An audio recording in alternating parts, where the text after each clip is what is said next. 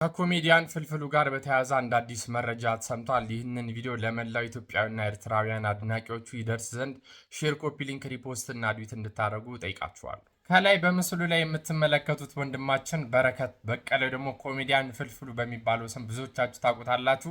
ከዘጠናዎቹ ጀምሮ በድንቅ ድንቅ የኮሜዲ ስራዎቹ የምናውቀው ወንድማችን ሲሆን እንደዚህ ደግሞ ቅድስት ቤተክርስቲያንን ደከመኝ ሰለቸኝ ሲል የሚያገለግል ወንድማችን ነው።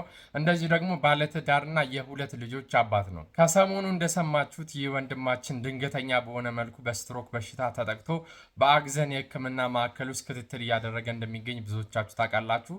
እኛም ደግሞ ኢትዮጵያውያንና ኤርትራውያን በቻልነው መጠን ይህ ወንድማችን እንድናግዘው ጥሪ እያቀረበልን ነውና የሚገኘው። ይህንን ቪዲዮ የምትመለከቱ በሙሉ በቻላችሁት መጠን እዚህ ቪዲዮ ላይ በምትመለከቱት በወንድማችን የትክክለኛ የባንክ አካውንት የቻላችሁትን እያደረጋችሁ ወንድማችን ተገቢውን ሕክምና አግኝቶ ወደ ቀድሞ ስራው እንዲመለስ እንድናግዘው ስል በእግዚአብሔር ስም ጥሬን አስተላልፋለሁ። ሁላችሁንም ወዳችኋለሁ። ሰላም ክርስቶስ ይብዛላችሁ።